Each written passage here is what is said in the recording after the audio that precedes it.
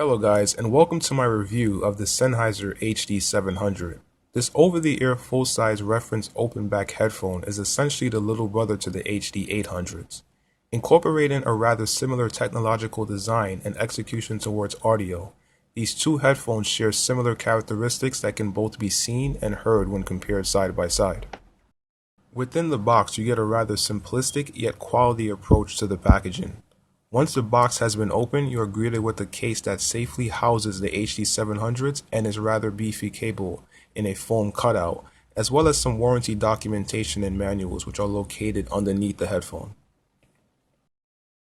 The Sennheiser HD700 comes with a 3-meter silver-coated oxygen-free cable that terminates into a 1/4-inch jack. Right off the bat, this tells you that these were not meant for portable sources.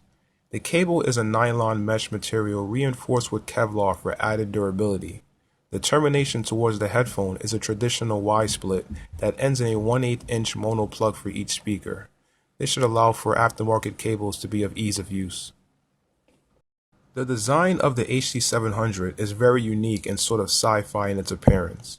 Packing large ear cups that are nearly triangular in their geometry, the HD700 reminds me more of a gaming headset than a full-size audiophile headphone. Now as you observe the HD700s, they clearly share a very similar design blueprint to the HD800s. This indicates that Sennheiser has incorporated some of the speaker technology from its flagship over to the HD700. The HD700's driver is a 40mm dynamic transducer that is unique only to the HD700. It also has a patent-pending ventilation technology which Sennheiser calls their highly optimized ventilated magnet system, which minimizes air turbulence and harmonic intermodulated distortion. The comfort of the HD700 is absolutely amazing and easily the most comfortable headphone that I've had the privilege of using, thanks to its generous padding and predominantly lightweight plastic design, which is still of high quality variation that doesn't creak or bend. As you can see, the ear pad opening is not only very large, but has the natural shape of the human ear along with a significant amount of depth between the speaker's grill and the ear pad's opening, which should accommodate anyone's ear and result in a wonderfully comfortable listening experience. Now, we advance to the most important aspect of this review, the HD700 sound quality. In a nutshell, I will describe this creation by Sennheiser as a highly articulated, exquisitely detailed, an expertly tuned and immensely open sounding headphone. However, let's get into detail as to why I rate these so favorably. The HD700s present something that I've always lusted for in a headphone, which was natural tonality with pristine quality. Most headphones seem to put too much emphasis on either tonality or technicality, resulting in a sonic presentation that will wow you at first but become lackluster later. The HD700s are surprisingly fairly efficient despite their terminated 1/4-inch jack indicating that they weren't meant for portable sources. My FIO X3 gets them to satisfactory volume levels, but I do desire the addition of a dedicated amplifier in the near future. However, through what is essentially a portable source, the HD700s has one of the most coherently smooth sound from bass to treble that I've yet to hear from a headphone, with details and texture that are presented so effortlessly. It really creates an eerie sense that you are there in the performance. The overall tonal balance of the Sennheiser HD700 is what I'd call neutral with a slight hint of warmth and natural emphasis that adds a sense of vividness to the HD700's sonic character. Like always, let's start off with the bass response, which is extremely smooth and well extended with lightning quick attack and decay that allows the rest of the music to breathe freely with zero bleeding. Also, there is this uncanny ability for the HD700 to present spot-on texture in the bass that not only adds to the realism effect, but the visceral feel and presence to the notes. The bass is full and extremely accurate in its quantity, and is presented as it would be heard in a live setting or from high-quality, well acoustically placed 4 standing speakers. Moving over to the mid-range, and we have literally struck gold. Whatever magic Sennheiser and their team have up their sleeves, I absolutely adore it. My previous favorite mid-range presentation was from the Westone ES5 and Sennheiser Momentum over-the-ear model. However, the HD700 is on a whole new level. This is the most realistic presentation of this frequency that I've ever experienced.